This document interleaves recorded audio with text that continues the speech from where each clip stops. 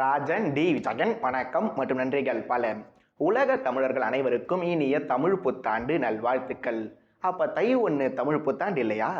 ஜனவரி 1 நமக்கெல்லாம் புத்தாண்டு இல்லையா? தெலுங்கு வருட பிறப்பு எப்ப? தென்கொரியாவுக்கும் வடகொரியாவுக்கும் என்ன வித்தியாசம்? வர எலெக்ஷன்ல ஸ்டாலின் குரல் எடுபடுமா இல்லையான்னு பல பேருக்கு பல விதமான ப்ராப்ளம்ஸ் இருக்கலாம். லைஃப்னு வந்துட்டா ப்ராப்ளம்ஸ் கண்டிப்பா இருக்க தான் செய்யும். ஏன்னா ஒரு ஒர்க்கர் சூப்பர்வைசர் வேலை ஈஸின்னு நினைப்பாரு, ஒரு சூப்பர்வைசர் மேனேஜர் வேலை ஈஸின்னு நினைப்பாரு, ஒரு மேனேஜர் ஜெனரல் மேனேஜர் வேலை ஈஸின்னு நினைப்பாரு. பட் யாரோட வேலையும் இங்கே ஈஸி இல்லை. அதை விருப்பத்தோட பண்ணால் எந்த ஒரு வேலையும் கஷ்டமும் இல்லை. அதனால் இன்னையிலிருந்து வர எல்லா ப்ராப்ளம்ஸையும் விருப்பத்தோட ஃபேஸ் பண்ணுவோம், வெற்றிகரமாக ஃபினிஷ் பண்ணுவோம். தமிழ் வருட பிறப்பை வாழ்த்துக்கள் சொல்லி ஸ்டார்ட் பண்ணுவோம். Because hard work never fails when you fight till the end.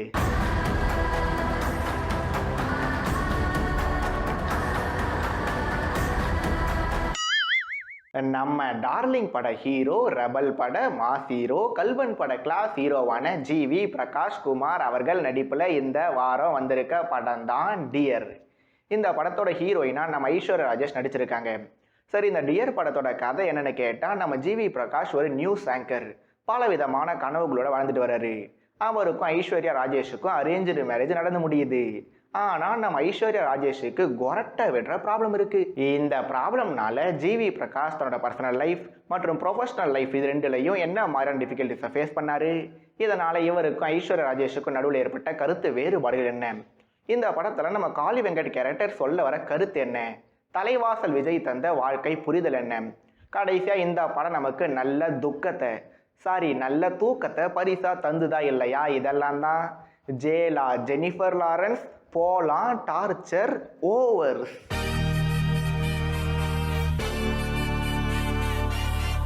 அடியே ஜிவி பிரகாஷ் குமார் அவர்களோட டியர். இந்த படம் ட்ரெய்லர் வந்தப்பவே பல பேர் இல்லை கிட்டத்தட்ட எல்லாருமே இந்த டியர் படத்தையும் குட் நைட் படத்தையும் கம்பேர் பண்ணியிருப்பாங்க. ஃபர்ஸ்ட் விஷயம், எப்பவும் போல் நான் இந்த படம் ரிலேட்டடான எந்த ஒரு ப்ரொமோஷனல் கண்டென்ட்டையும் பார்க்காம ஸ்ட்ரெயிட்டாக படத்தை போய் பார்த்துட்டு வந்திருக்கேன். அப்படி படத்தை பார்த்துட்டு வந்த பிறகு என்னாலையும் இந்த படத்தை குட் நைட் படத்தோட கம்பேர் பண்ணி பல பாயிண்ட்களை சொல்ல முடியும். பிகாஸ் ராடிவி review it is equal to comparison ரிவ்யூன்னு நானே பல முறை சொல்லியிருக்கேன். பட் நான் இந்த ரிவ்யூவில் குட் நைட் படத்தையும் இந்த டியர் படத்தையும் எந்த இடத்துலையுமே கம்பேர் பண்ண விரும்பலை. பிகாஸ் ஒரே மாதிரி இருக்கிறதால பூனையும் புலியும் ஒன்றாகிடுமா என்ன? இதில் பூனை எது புலி எதுன்னு நான் சொல்லி உங்களுக்கு தெரிய வேண்டியதில்லை. அதனால் இந்த டியர் படத்தில் இருக்க எண்ணற்ற குறைகள் மற்றும் இல்லாத நிறைகளை பற்றி ஒவ்வொன்றா பார்க்கலாம். அதில் முதல் குறை ஸ்டோரி டெல்லிங் மற்றும் கேரக்டர் டெவலப்மெண்ட்டு. இந்த படத்தில் கிட்டத்தட்ட மொத்தமாக ஒரு 10 கேரக்டர்ஸ் இருந்திருப்பாங்க. அந்த 10 கேரக்டர்ஸுக்கும் ஒவ்வொரு விதமான குணாதிசயங்கள் இருந்திருக்கும். அதை இவங்க இந்த படம் முழுக்க அங்கங்கே டச் பண்ணியிருப்பாங்க. பட் அதை இம்பேக்ட்ஃபுல்லாக பண்ணாங்கன்னா நாம் எல்லாரும் ஃபுல் ஆஃப் டிப்ரெஷன் ஆகிற மாதிரி பண்ணியிருந்தாங்க. Next story telling. ஒரு படம்னு எடுத்துக்கிட்டால் அந்த படத்தில் மெயின் பிளாட்னு ஒன்று முக்கியமாக இருக்கும். அதுக்கு பேரலாகவே ஒரு சில சப் பிளாட்ஸ் இருக்கும். அப்படி இருக்க சப் பிளாட்ஸ் மெயின் பிளாட்ஸை கரெக்டாக காம்ப்ளிமெண்ட் பண்ணுற மாதிரி இருக்கணும். ஆனால் இந்த படத்தில் மெயின் பிளாட்டே கனெக்ட் இல்லாமல், கண்டினியூட்டி இல்லாமல், சுத்தமாக க்ரியேட்டிவிட்டியே இல்லாமல் இருக்கும்போது சப் பிளாட்ஸ் இருந்தால் என்ன இல்லைனா என்ன? ஆனால் இந்த மூவி டீமோ சப் பிளாட்ஸை சட்டிலாக கேரி பண்ணாமல் டீப்பாக இறங்கி சொல்கிறேன்னு சொல்லி நம்மளை டீப்பு திங்க் பண்ண வச்சுருந்தாங்க. நெக்ஸ்ட்டு இந்த கொரட்டை பிரச்சனை. நான் கொரட்டை விடுவேனா இல்லையான்னு எனக்கு தெரியாது. ஏன்னா நான் கொரட்டை வர சத்தம் எனக்கு கேட்காது. பட் மற்றவங்க கொரட்டை விட்டால் அது நமக்கு கண்டிப்பாகவே டிஸ்டர்பன்ஸாக தான் இருக்கும். அதை சமாளிக்க நாமளும் ஒரு சில வேலைகளை கண்டிப்பாக செய்வோம். ஆனால் இந்த படத்தில் இவங்க பண்ண சைடு இருக்கே, ஒரு நாள் நீ தூங்கு இன்னொரு நாள் நான் தூங்குறேன்னு. அதான் மூக்கு பொடப்பா இருந்தால் இப்படியெல்லாம் தான் யோசிக்க தோணும்னு எங்கள் வைகை புயல் அப்போவே கரெக்டாக தான் சொல்லிட்டு போயிருக்காரு.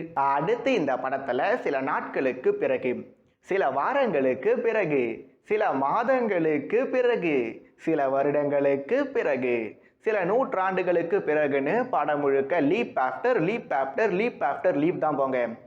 ஏன் இத்தனை லீப்புன்னு கேட்டால் நடுவில் சொல்ல இவங்ககிட்ட ஸ்டோரின்னு ஒன்று இல்லவே இல்லை. அதனால் கோர்ட்டில் கேஸு, கூடவே ப்ரெக்னென்ட், அது அபார்ஷன், அம்மாவுக்கு ஆப்ரேஷன், அப்பாவை தேடி வெக்கேஷன், ஆடியன்ஸுக்கு லூஸ் மோஷன்னு இந்த படம் மூலமாக இவங்க என்ன தான் சொல்ல வராங்க? உண்மையிலே இதுதான் முழு கதையா? இல்லை குட் நைட் படம் முன்னாடியே ரிலீஸ் ஆனதால் அந்த படத்தில் அந்த சீன்ஸ் எல்லாத்தையும் ரிமூவ் பண்ண ட்ரை பண்ணி படம் முழுமை இல்லாமல் போயிடுச்சா? இல்லை எழுதின கதையே இப்படி தான் இருந்துச்சான்னு யோசிக்க எனக்கு ஆசையாக தான் இருக்குது. பட் நானே மரணடி வாங்கிட்டு இருக்கும்போது பக்கத்தில் இருக்கும் அடி வாங்கினா எனக்கு என்ன, அடி வாங்காட்ட எனக்கு என்ன, என்னால் என்ன காப்பாற்ற முடியும். அதனால் ஆக மொத்தம் இந்த டியர் படம் எப்படி இருக்குன்னு கேட்டால் ஒன் செகண்ட் இந்த பர்ஃபார்மன்ஸு டெக்னிக்கல் விஷயங்களை பற்றி எல்லாம் எதுவுமே சொல்லலைன்னு கேட்டால் படமே டோட்டல் டிசப்பாயின்மெண்ட்னு பார்த்தா பர்ஃபார்மன்ஸ் மற்றும் டெக்னிக்கல் விஷயங்கள் இது ரெண்டும் இதை விட மோசமாக இருந்து போச்சு. எஸ்பெஷலாக ஜிவி பிரகாஷ் மற்றும் ஐஸ்வர்யா ராஜேஷ் இவங்க 2 பேரும் என்னால் கடைசி வரைக்கும் பேராகவே அக்செப்ட் பண்ணிக்க முடியல. பிகாஸ் இவங்க 2 பேரும் ஏதோ அக்கா தம்பி மாதிரி தான் எனக்கு ஃபீல் ஆகுறாங்களே. இதில் எங்கள் அண்ணன் காளி வெங்கட்டி எவ்வளோ பெரிய ஆக்டரு, அவரை இந்த மாதிரி குட்டி குட்டி ரோல்ஸில் கேஷ் பண்ணி அவரை குட்டி ஹிட்லர்னு ட்ரால் பண்ணி இதெல்லாம் தேவையானு கேட்டால் சரி விடுங்க. பெண் கூறி லா நெடில்னு டைலாக் வச்ச இறைவி படத்தில் நடித்தவர் தானே நம்ம ஆள்னு மனசை தேர்த்திக்க வேண்டியது தான். பட் இவரோட ஒய்ஃபோட நடித்தவங்க என்னை உண்மையிலே இம்ப்ரெஸ் பண்ணியிருந்தாங்க. கடைசியாக ஜிவி பிரகாஷ் சார், இனிமேல் நீங்கள் ஹீரோ நடிக்கிற படங்களுக்கு நீங்களே மியூசிக் பண்ணாதீங்க. ஏன்னா ஏதாவது ஒரு பக்கம் மட்டும்தான் எங்களால் அடி வாங்க முடியுமே. அதனால் மீண்டும் ஒரு முறை ஆக மொத்தம் இந்த டியர் ஓட்டை விழுந்த டயர். இதை வச்சு வண்டியை ஓட்ட முடியாது, ஒன்றும் பண்ண முடியாது. வேணும்னா சின்ன பசங்களை மாதிரி ரோடில் கையால் தட்டி வேணும்னா டயர் ஓட்ட முடியும்.